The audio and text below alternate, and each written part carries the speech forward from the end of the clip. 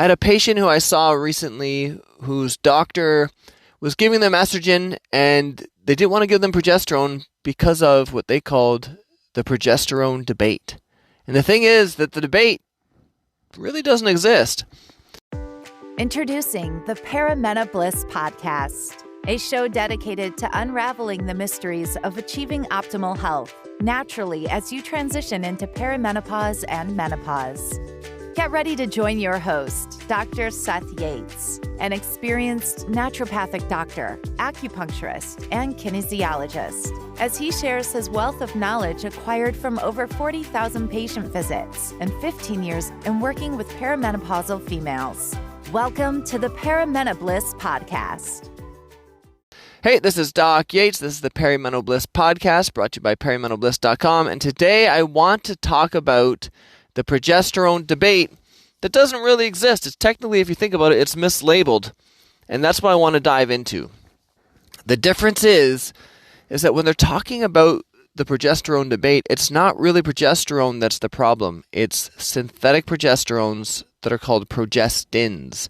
And that part I agree with. Those should not be prescribed, especially when you're dealing with hormone balance. As far as I'm concerned, the only benefit of a progestin is birth control, trying not to get pregnant. It does work great for that, though it does come with a host of side effects, as many females have already experienced. Other than that, it doesn't really serve a purpose, in my opinion.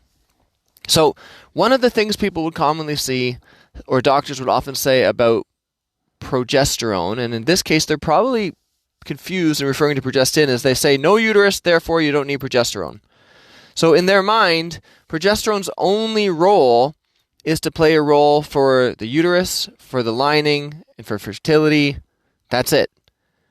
So the thing is that you have progesterone receptors everywhere. They're in your bones, they're in your eyes, they're in your muscle. You have progesterone receptors everywhere. And if those receptors are there in those tissues, it means progesterone acts on those tissues as well, which means that those tissues require some progesterone, which is also why when you lose your progesterone, you start seeing those tissues get worse. That's when you see people start losing bone health, and you see a role in people's arteries. It plays a role in their muscles and everything.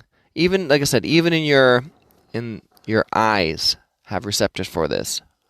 So progesterone is not just for the uterus. Number 2, the concern of side effects. And as I mentioned earlier, the side effects are not progesterone, they're progestin.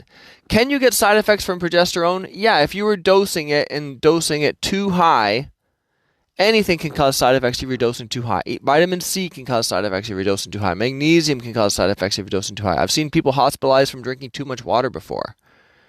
But when dosed appropriately, the side effects are from progestins. Synthetic progesterones, not progesterone. Number 3, you have to remember that estrogen still needs to be balanced.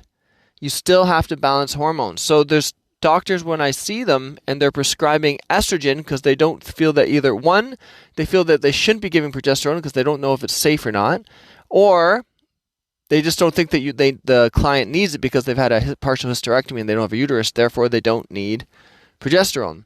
And then the problem in those cases is that when the client's coming to see me, and when they came to see their doctor in the first place, one of their main concerns with menopause and perimenopause was the weight gain.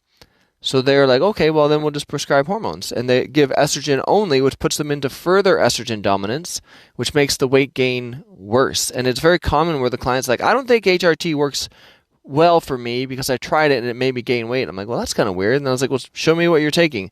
And the only thing they're taking is some sort of form of estrogen. Hopefully they're on a bioidentical estrogen. A lot of times I still see doctors prescribing oral, like horse estrogens.